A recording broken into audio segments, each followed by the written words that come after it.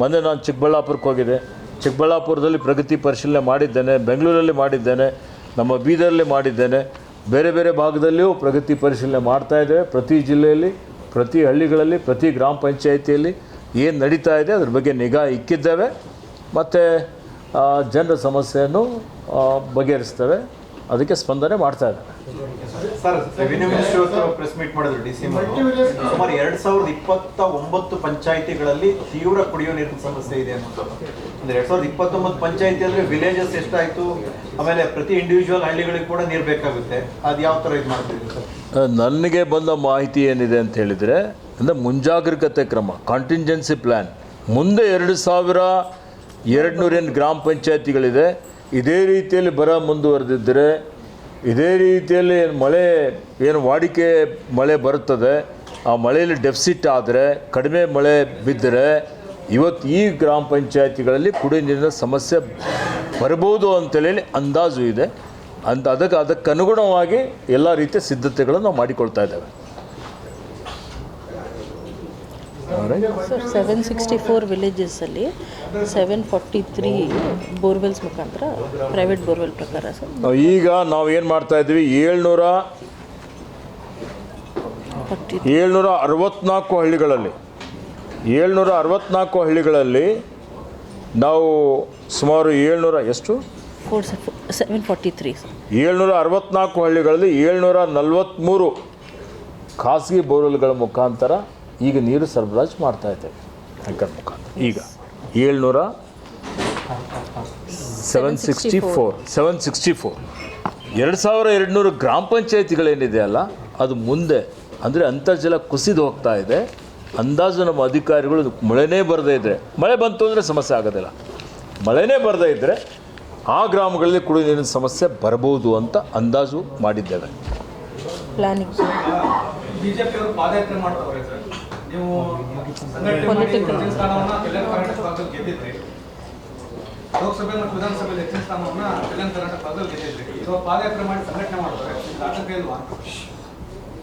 BJP ಅವ್ರ ಪಾದಯಾತ್ರೆ sir ನೋಡಿ, ಅವ್ರಿಗೆ ಗೊತ್ತಿದೆ ಮತ್ತೆ ನಾವು ಅಧಿಕಾರಕ್ಕೆ ಬರ್ತೀವಿ ಅಂತ, ಉತ್ತಮ ಆಡಳಿತ ಕೊಡ್ತಾ ಇದ್ದೀವಿ ಅಂತ ಗೊತ್ತಿದೆ. ಅವರು ಪಾದಯಾತ್ರೆ ಮಾಡಬೇಕು ಅಂತ ಹೇಳಿದರೆ ನೀಟ್ ಏನು ಪ್ರಶ್ನೆ ಪತ್ರಿಕೆ ಸೋರಿಕೆ ಆಗಿದೆ, ಅದರ ವಿರುದ್ಧ ಪಾದಯಾತ್ರೆ ಮಾಡಬೇಕಾಗಿತ್ತು. ಅವ್ರದ್ದೇ ಆದಂಥ 7 ಮುಖ್ಯಮಂತ್ರಿಗಳ ಮೇಲೆ ಗುರುತರವಾದಂಥ ಆರೋಪಗಳಿದ್ದಾವೆ. ಅನೇಕ ಅಪರಾಧಿ ಕೃತ್ಯಗಳು ಮಾಡಿದಂಥ ಆರೋಪ ಅವ್ರ ಮೇಲೆ ಚಾರ್ಜ್ ಶೀಟ್ಗಳಾಗಿದೆ. ಅಂಥವ್ರಿಗೆ ರಾಜೀನಾಮೆ ಕೊಡಬೇಕು ಅಂತ ಅವ್ರು ಕೇಳಬೇಕಾಗಿತ್ತಲ್ಲ, ಕೇಳಿದ್ದಾರೆ ಇಲ್ಲಿವರೆಗೆ? ಅವ್ರಿಗೇನು ನೈತಿಕತೆ ಇದೆ? ಯಾವುದೇ ನೈತಿಕತೆ ಇಲ್ಲದೆ ಇವತ್ತು ಏನು ಜನರ ತೆರಿಗೆ ಹಣ ಇವತ್ತು ಹಾಳಾಗುವಂಥ ರೀತಿಯಲ್ಲಿ, ವ್ಯರ್ಥವಾಗಿ ಇವತ್ತು ಖರ್ಚಾಗುವಂಥ ರೀತಿಯಲ್ಲಿ ನಾವೇನು ಈಗಾಗಲೇ ಅಧಿವೇಶನ ನಡೆಸಿದ್ದೇವೆ, ಅಧಿವೇಶನದ ದಾರಿಯನ್ನೇ ತಪ್ಪಿಸ್ಬಿಟ್ಟಿದ್ದಾರೆ. ಬರ ಇತ್ತು, ನಿರುದ್ಯೋಗ ಸಮಸ್ಯೆ ಇದೆ, ಬೇರೆ ಬೇರೆ ಸಮಸ್ಯೆಗಳಿದ್ದಾವೆ, ಅದ್ರ ಬಗ್ಗೆ ಚರ್ಚೆ ಮಾಡ್ಬೋದಾಗಿತ್ತಲ್ಲ.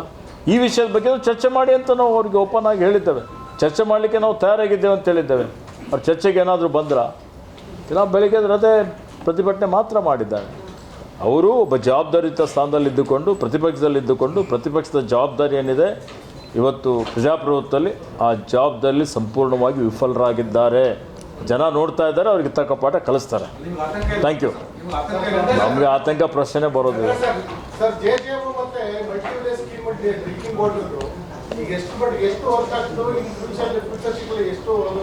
ಈಗಾಗಲೇ ಹೇಳಿದ್ದೇನೆ, 39 ಸಾವಿರ ಏಕಗ್ರಾಮ ಕುಡಿಯುವ ನೀರಿನ ಯೋಜನೆ ಇವತ್ತು ಮಂಜೂರಿ ಆಗಿದೆ.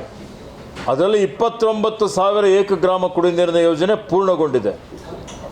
ಇನ್ನೂ 10 ಸಾವಿರ, ಸುಮಾರು 10 ಸಾವಿರ ಕಾಮಗಾರಿಗಳು ಪ್ರಗತಿಯಲ್ಲಿದೆ. ಅದಕ್ಕೆ ನಾವು 30 ಸಾವಿರ ಕೋಟಿ ರೂಪಾಯಿ ವೆಚ್ಚದಲ್ಲಿ ಈ ಕಾಮಗಾರಿಗಳು ನಡೀತಾ ಇದೆ. ಬಹುಗ್ರಾಮ ಕುಡಿಯುವ ನೀರಿನ ಯೋಜನೆ 160 ಮಂಜೂರಿ ಆಗಿದೆ. ಅದರಲ್ಲಿ 137ಕ್ಕೆ ಟೆಂಡರ್ ಆಗಿದೆ, ಕಾರ್ಯಾದೇಶ ಕೊಡಲಾಗಿದೆ.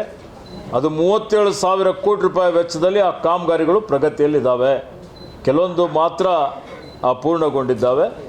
ಎಲ್ಲ ಕಾಮಗಾರಿಗಳು ಇವತ್ತು ಗುಣಮಟ್ಟದಿಂದ ಕೂಡಿದ್ದಾಗಿರಬೇಕು. ಅದರಿಂದ ಸುಮಾರು 1 ಕೋಟಿ ಮೇಲೆ ನಮ್ಮಲ್ಲಿ ಇವತ್ತು ಹೌಸ್ ಹೋಲ್ಡ್ ಇದೆ. ಈ 1 ಕೋಟಿ ಏನು ಮನೆಗಳಿದೆ ಸಮೀಕ್ಷೆ ಮಾಡಿದ್ದು, ಅವರೆಲ್ಲರಿಗೆ ಶುದ್ಧ ಕುಡಿ ನೀರು ಕೊಡಬೇಕು ಅನ್ನುವಂಥ ಈ ಒಂದು ಮಹತ್ವಾಕಾಂಕ್ಷಿ ಯೋಜನೆ. ಅದನ್ನು ಎಲ್ಲೆಲ್ಲಿ ಕೆಲವೊಂದು ಕಡೆ ನ್ಯೂನತೆಗಳಿದ್ದರೂ ಅದನ್ನು ಸರಿಪಡಿಸಲಿಕ್ಕೆ ನಾನು ಹೇಳಿದ್ದೇನೆ. ಕೆಲವೊಂದು ಕಡೆ ಹರ್ಘರ್ ಜಲ್ ಅಂತೇಳಿ ಹೇಳಿ ಘೋಷಣೆ ಮಾಡಲಾಗಿದೆ.